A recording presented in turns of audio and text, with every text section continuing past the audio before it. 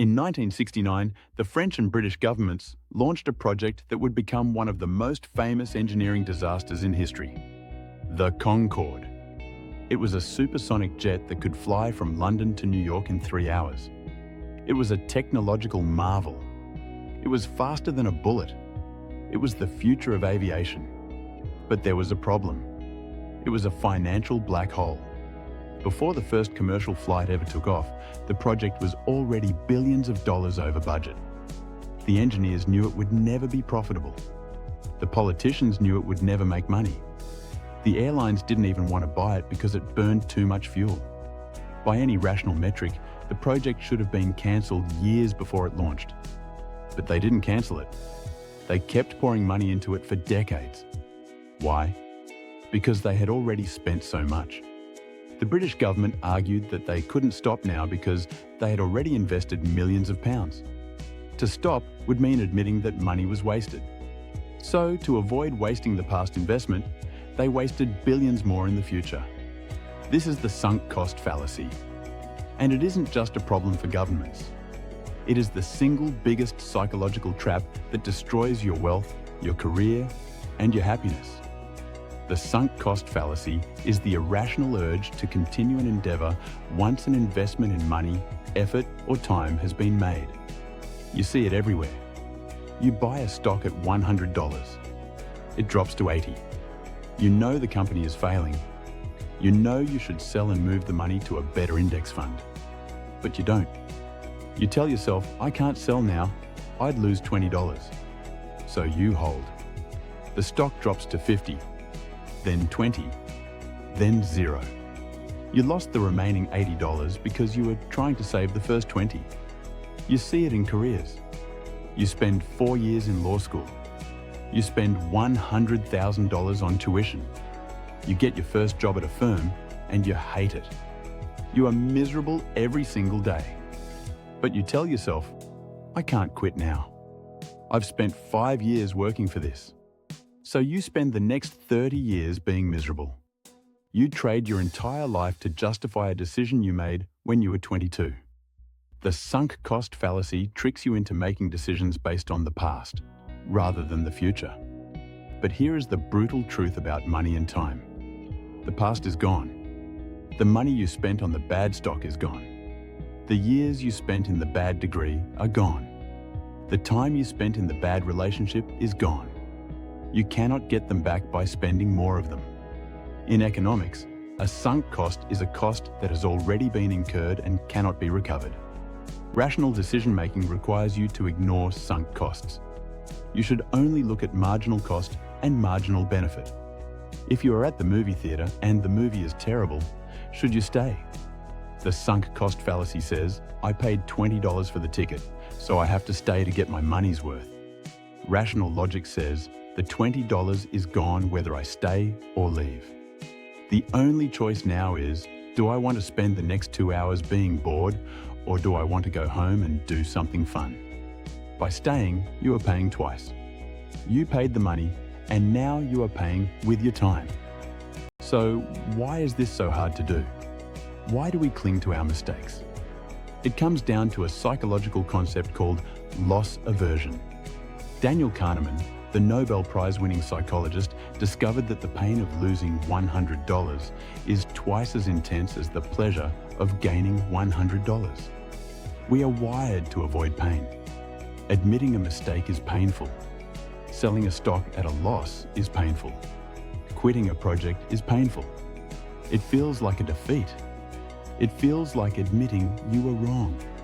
So, to avoid that temporary pain, we choose a lifetime of slow bleeding. We choose to stay in the hole rather than climb out, because climbing out requires us to admit we fell in. This is amplified by something called the IKEA effect. Researchers found that when people build their own furniture, they value it significantly higher than identical furniture built by experts. Because they put their own labor into it, they become emotionally attached to it. This happens with your investments and your projects. If you spend 3 years building a business that isn't working, you overvalue it. You think it's worth millions because you suffered for it. But the market doesn't care about your suffering. The market only cares about value.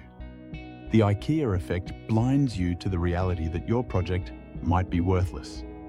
It stops you from pivoting. It stops you from quitting. This trap is even more dangerous in relationships. How many people do you know who are in unhappy marriages, but they stay because they have been together for 10 years? They say, "I can't throw away 10 years of history." But think about the logic of that statement. Because you spent 10 years being unhappy, you are going to spend the next 40 years being unhappy? That isn't saving the investment. That is compounding the loss. The 10 years are gone. They are sunk.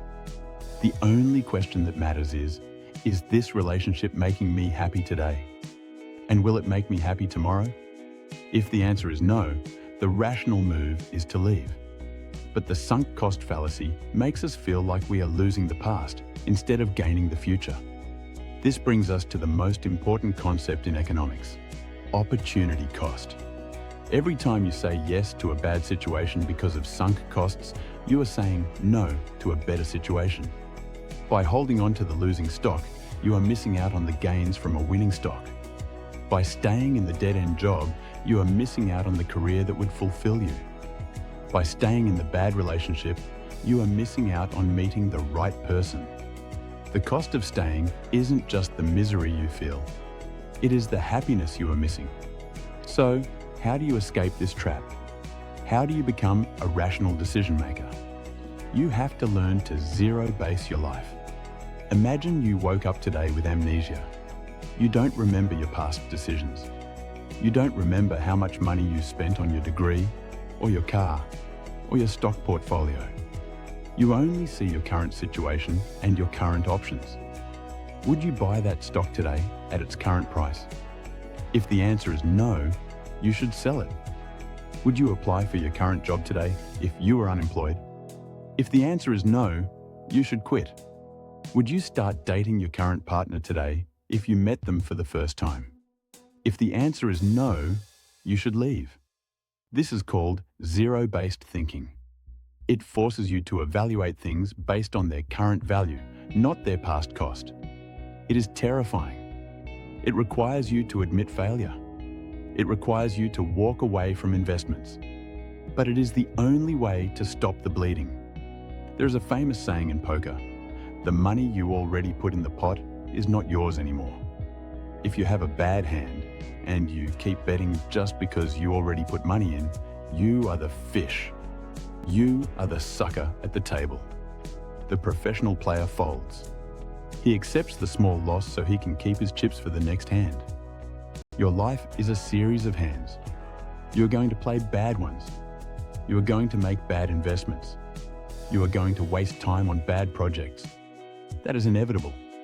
But the difference between the successful and the unsuccessful is not that the successful don't make mistakes. It is that the successful don't marry their mistakes. They cut their losses. They fold the bad hand. They treat the past as tuition, not as a debt. Don't be the Concorde. Don't burn your future to justify your past. The money is gone. The time is gone. But the rest of your life is still here. What are you going to do with it?